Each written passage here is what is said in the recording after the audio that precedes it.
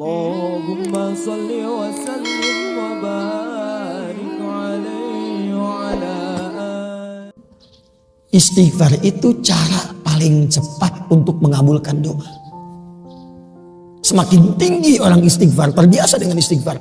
Naik kendaraan, di kendaraan dia istighfar. Latihan terus. Dan terbiasa dengan itu. Itu ya Allah. Bahkan malaikat yang bertugas di waktu khusus malam, yang bertugas di waktu khusus siang, itu demi adanya waktu ini yang diistimewakan oleh Allah, itu semua langsung kumpul di waktu itu. Kapankah waktu itu? Nabi menyebutkan ada 2 waktunya. Ada berapa waktunya? Sebentar. Kita belajar waktu dulu dalam Quran ya. Belajar waktu dulu. Mau pilih mana? Pilih yang singkat, cepat. Pilih yang agak detail, pilih yang detail. Yang singkat, agak detail atau detail? Nah, kita mulai dari awal dulu ya. Yang singkat, bagi 2, siang dan malam. Karena itu sering di Quran disebutkan siang dan malam. Quran surah ke-2 dulu Al-Baqarah, di ayat 164. Paling kanan sebelah atas di mushaf. Itu pertama kali disebutkan pergantian siang dan malam di Quran. Inna fi khalqis samawati wal ardi wa ikhtilafil laili wal nahar wal fulki allati tajri fil bahri bima yanfa'un nas, dan seterusnya ayat. Al-lail wan nahar. Jadi kalau kita ingin beraktivitas dan ingin memanage waktu, bagi 2 dulu secara umum. Apa yang dikerjakan di siang, apa yang dikerjakan di malam.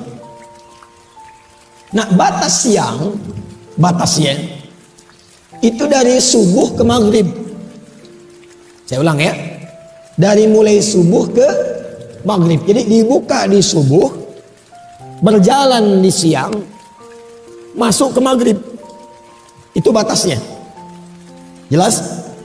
Baik, jadi kalau subuh kita buat pembuka, mulainya masuk ke waktu siang dari duha ke zuhur sampai dengan ke maghrib.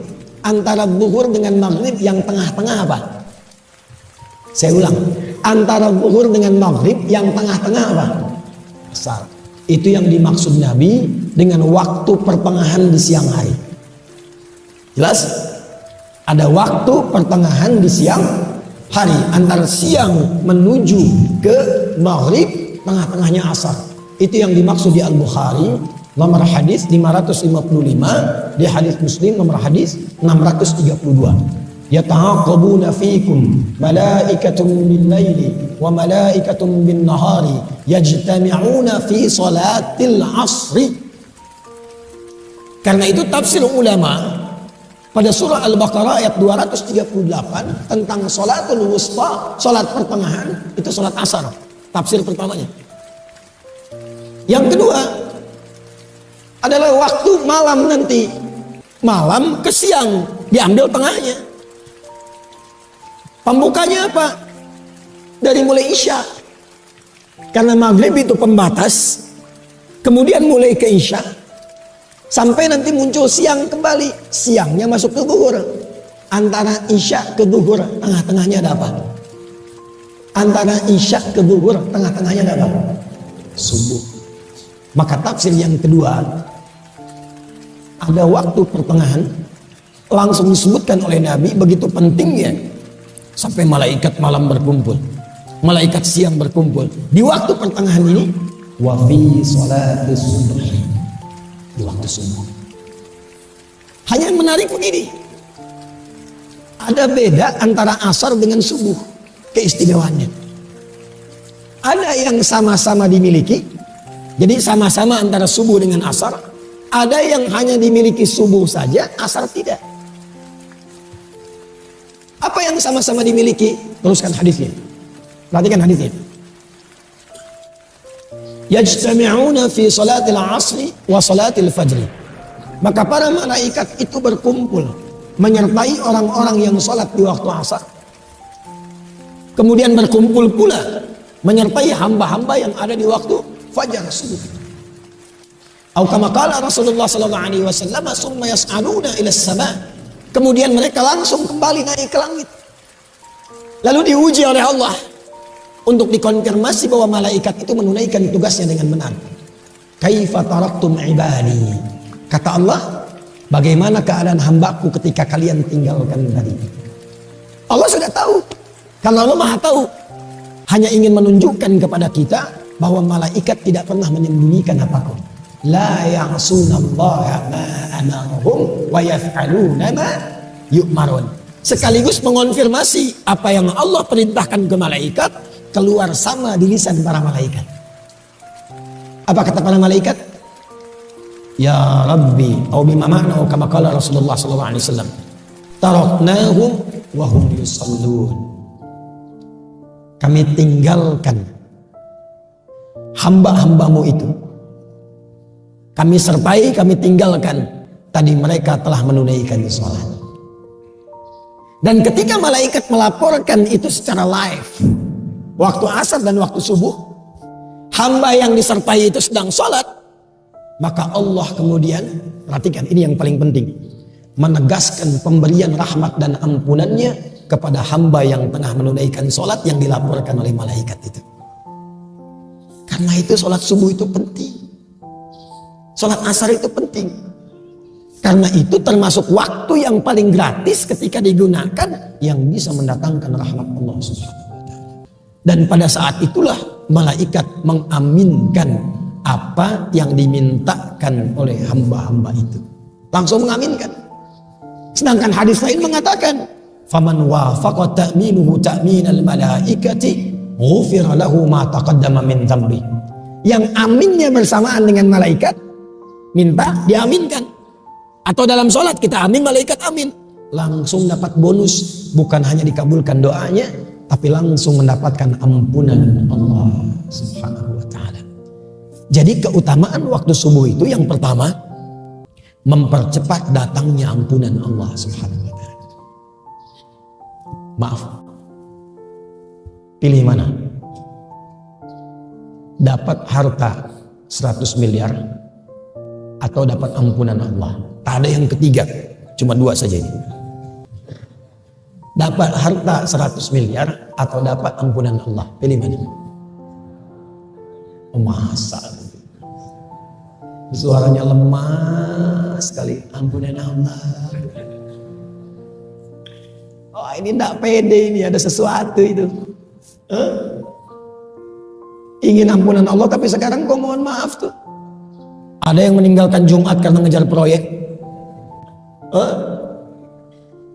Ada yang bahkan bekerja yang pekerjaannya bersamaan dengan waktu sholat. Padahal dia tahu dalam sholat bisa mendatangkan rezeki. Subuh itu spesial. Spesial. Karena itulah langsung disebutkan dalam Al-Quran, Allah menegaskan tentang keutamaan ini. Quran surah 17 ayat 78. Aqimis salata liduluki syamsi ila ghasaqil laili. Tunaikan salat dengan benar dari mulai tergelincir matahari. Zuhur dulu disebutkannya sampai ke malam tiba, sampai ke isya. Zuhur, asar, maghrib, isya. Ini standar. Tapi subuh diakhirkan. Subuh urutannya diakhirkan. Wa qur'anal fajr. Inna qur'anal fajri kana mashhuda. Perhatikan. Yang 4 disebutkan sholat. Tapi yang subuh, redaksinya oleh Al-Quran ditegaskan dengan nama Quran. Quran, bukan hanya sholatnya. Ternyata yang penting di waktu subuh, itu bukan hanya sholatnya, tapi semua bacaan yang disampaikan di waktu subuh, langsung dipersaksikan. Kalau doa dikabulkan, kalau istighfar diampuni, kalau minta rahmat diberikan. Itu subuh. Karena itulah ada orang-orang yang berburu waktu subuh karena tahu waktunya. Oh, ini jam 4.45 di Sumatera Barat. Maka dia bangun karena tahu waktu, dia siapkan jam 3 bangun. Ada yang setengah 4. Jadi 4.45 adzan, jam 3 sudah bangun. Karena tahu ada waktu yang istimewa. Bahkan dia kejar menjelang subuh. Ada waktu menjelang subuh, itu disebut sahar namanya. Misal, subuh 4.45, 15 menit sebelum subuh itu disebut dengan saharun, sin, ha, ra. Jamaknya disebut dengan ashar. Ini di sini saya mau berikan rahasia. Tapi ini di antara kita saja. Jangan bilang-bilang ya. Di sini aja. Ya. Bu.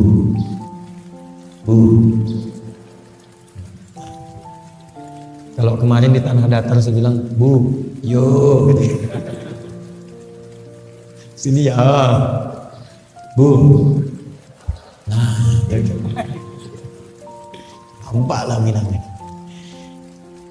Waktu sahar, waktu ashar, itu diistimewakan oleh Quran dengan satu amalan yang bila itu dikerjakan bahkan disifati oleh Quran sebagai penghuni taman surga yang sedang beraktivitas di bumi. Jadi ada calon penghuni taman surga, Jannatun Uyun, sedang beraktivitas di bumi. Dia tinggal nunggu meninggalnya aja untuk pulang. Salah satu aktivitasnya apa? Dia sering beristighfar di waktu sahar. Itu ada di Quran surah 51 Adz-Dzariyat di ayat ke-18. Wabil ashari hum yastaghfirun. Dan mendekat ke waktu subuh, mereka ingin duluan mengejar rahmat Allah berupa ampunan Allah Subhanahu wa taala. Karena hadisnya qudsi. Hadis qudsi. Yanzilu Rabbuna tabaraka wa ta'ala fi thuluthil akhir minal lail. Fayaqulu ya ibadi. Itu setiap datang waktu sahar, Allah menyampaikan, hei hamba-hambaku, siapa yang minta, aku berikan. Siapa yang berdoa, aku kabulkan. Dan siapa yang memohon ampunan kepadaku, faman istaghfara liya ghafartu lah, aku ampuni sekarang dosa-dosanya. Apa rahasia yang ingin saya bagi? Begini,